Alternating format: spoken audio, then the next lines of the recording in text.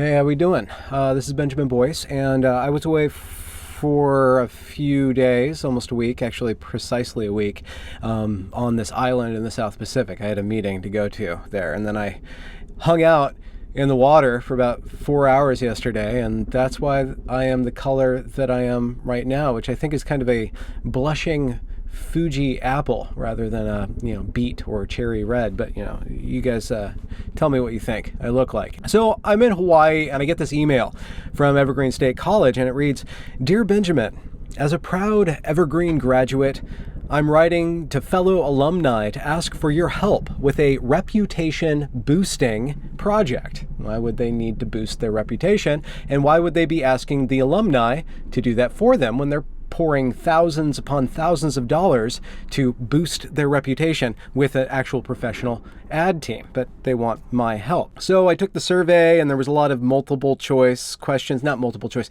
but there was a lot of questions about how good did Evergreen prepare you for the workforce? And actually, Evergreen did a lot for me. I mean, it's not doing a lot for a lot of other people, but it did a lot for me. It trained me, or it extended my training in really being obsessed about a story and really diving into every little bit of that story. And then at the very end of my Evergreen education, it handed me the most fabulously unbelievable story that could possibly happen in my personal lifetime. I mean, there's probably something worse or better or worse or better that could happen.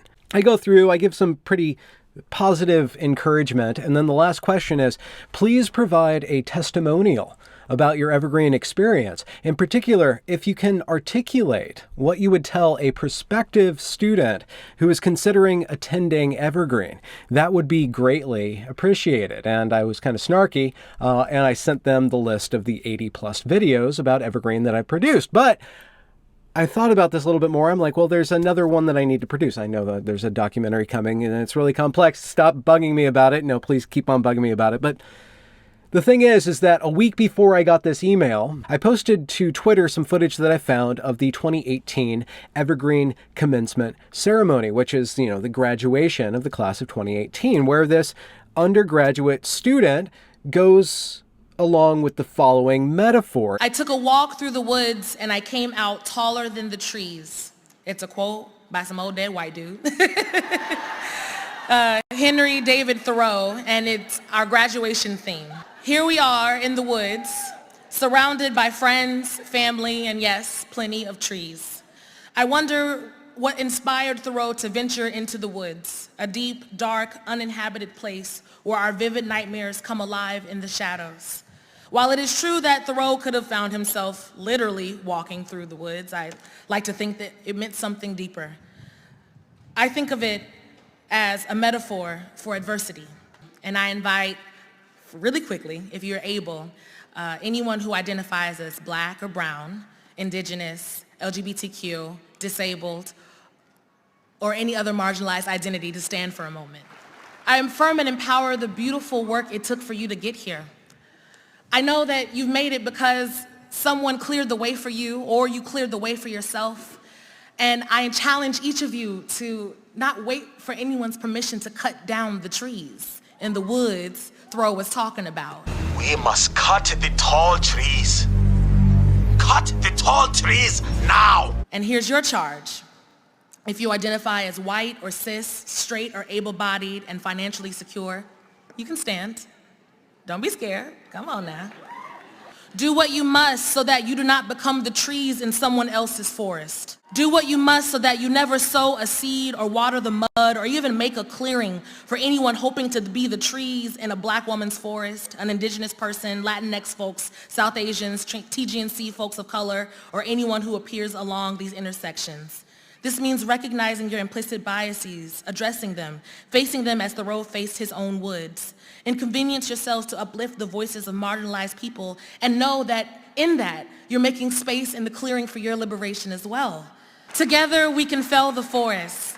Together, we can build a world that looks more like a beautiful field than a murky wood. Do this, class of 2018, and together we can fell these tall trees. Y'all can sit down now, it's okay. One little sub point is like, there's this a Native American guy right behind her. He's like, what the hell do you want to do to my land? Now, I put in some footage about the Rwandan genocide just to be a little snarky, because it turns out that these groups within Rwanda radically othered one another. Radio broadcasts barked the command, cut the tall trees, referring to the Tutsi, who were generally taller than the Hutu.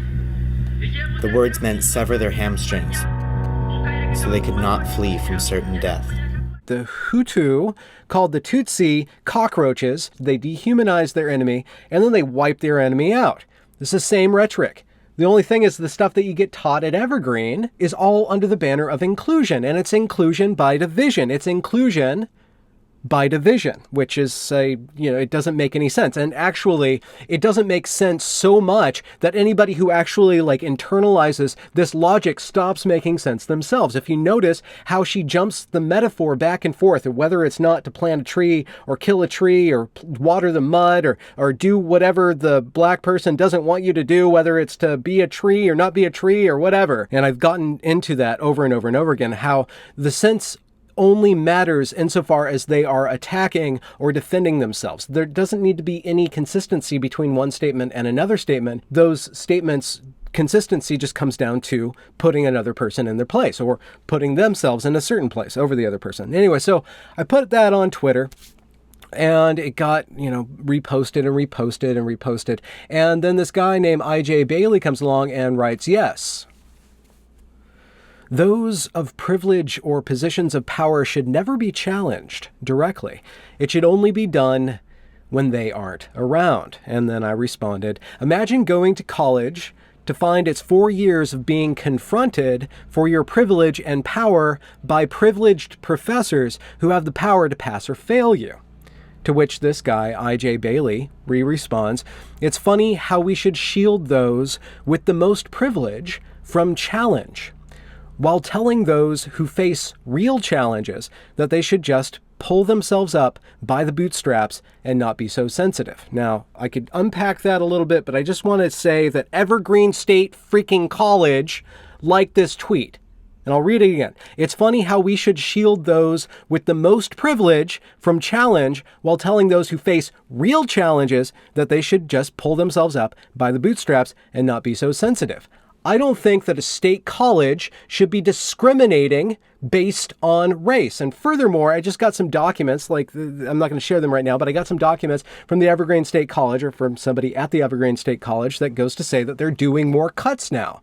They are cutting back even further because next year's class is not going to make up for this year's graduating class. And why is that? It's because this state is 70% white, and this place, you go there and you get berated for your skin color. You get berated for your gender. You get berated for your sexuality, as long as your gender, sexuality, and your race all fit within that dominant paradigm.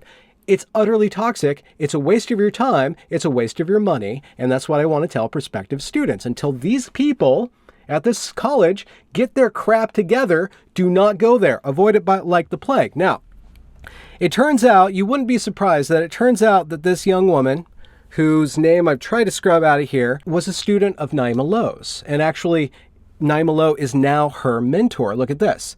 Last fall, when Naima published her confession of what actually happened from her perspective, and she received a lot of hate mail and threats and stuff like that. And at the end, she forgives herself and says, you know what, it's okay that I'm an angry person.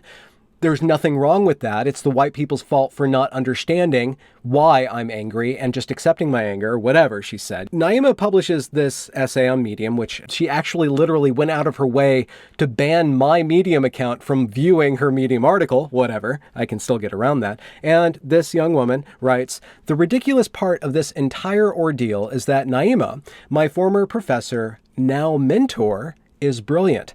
She spent almost 10 years of her life building up students, investing in Evergreen's community, and yet the response to her call to action for the admin was silence.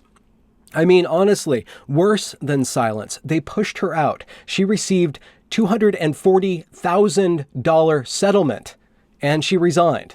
I don't know if they pushed her out explicitly or implicitly, she doesn't actually say what happened there. That's a closed book there. Maybe this girl knows something because Naima's her mentor now, but there was a settlement. And there's pretty good reason why she was pushed out. You are now those motherfuckers that we're pushing against. You can't see your way out of your own ass. Because of the nightmare PR that she submitted the college to. But it's not just that blow up that she did during the protests. It's that her way of thinking was ingrained in these students, and it's not sweated out of the college until probably last year or this year. This girl was mentored by Naima Lowe. Jamil was mentored by Naima Lowe. This girl and Jamil were both given positions of power, which bookend the year, the 2017-2018 school year, of Jamil opening it by saying that white people are basically the problem. Here's the audio. I had a conversation with a mentor of mine who can't be here because the campus is not a safe place. We discussed how sometimes we feel frustrated with an older generation of Black people for seeming fairly respectable in the face of whiteness. And what came to light in the conversation was, after speaking to some of those elders, they were saying, y'all are doing the most. Like, all this fighting and activist shit that y'all are doing, that's the most. We long ago gave up on white people. And so us being respectable is just less energy than trying to fight them. And these elders were saying, y'all love these white people too much. Y'all are trying so hard to tell them the ways to respect you and doing all this labor for them and educating them and yelling at them. And like a parent with a misbehaving child, you give all this labor and all this energy to them, and we just gave up long ago.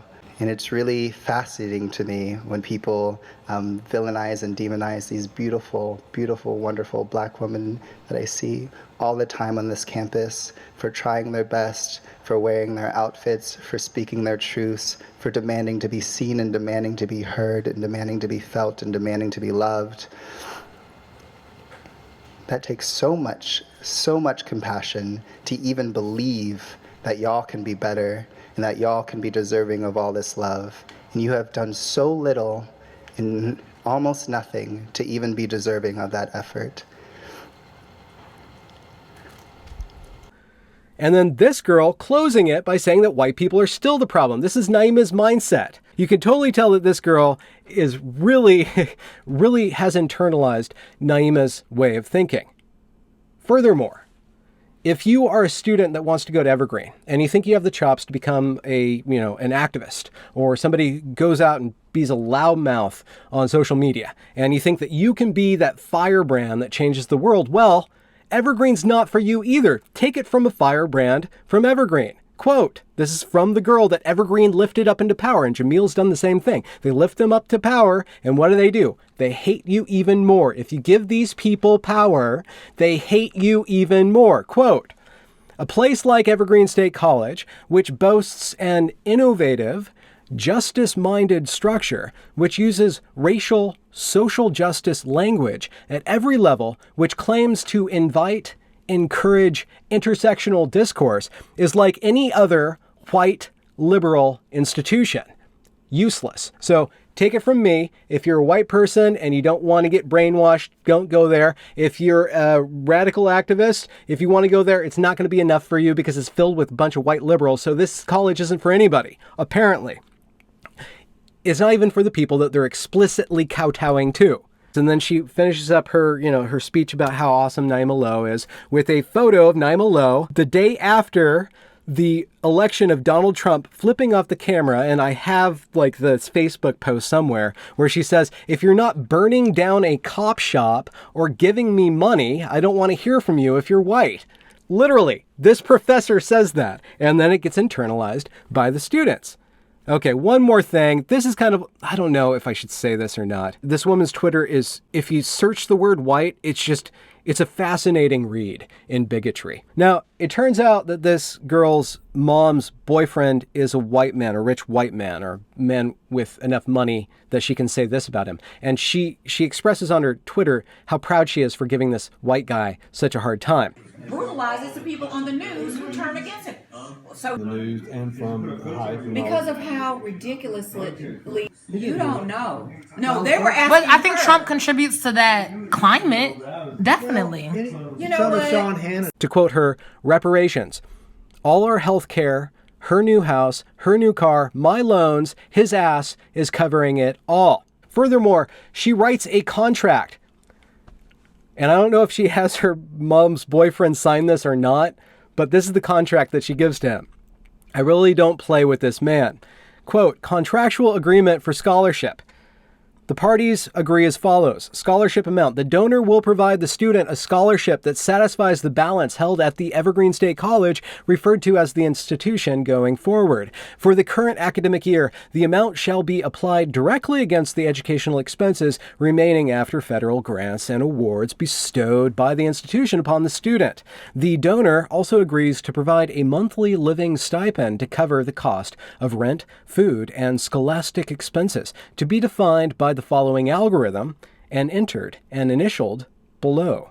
Rent plus sum of bills plus cost of food plus scholastic expenses equals monthly stipend $1,200 USD. This person loves to berate white people, has zero gratitude whatsoever, is filled to the brim with Naima Lowe's rhetoric and her feelings and her thoughts. Evergreen is going to create, or has created, a shockwave of deplorable thought and action. And the people themselves are fine, whatever, but the attitudes that they get out of the institution with are going to wreak havoc on our society. Furthermore, they hate civility. They hate responsibility. They hate hard work. They hate anything American. They hate any sort of value that doesn't say me, mine, you go, give me. The whole value system that you leave this college with is abhorrent, is utterly abhorrent. And it doesn't have to be that way, but the freaking administration won't step up and do anything other than either be silent or put these people up for, everybody to behold and center and worship and follow over the cliff of complete chaotic madness. This is the Evergreen State College. I would consider not going there, but maybe you'll get a lot out of it. I know I did. It was a great place for me, but they wanted my opinion on the place. That's my opinion right now. I'm going to go because I'm sunburnt. I'm going to apply some lotion to my body parts, and I hope you guys have a good night. See you later. Thank you for that message of inspiration and hope.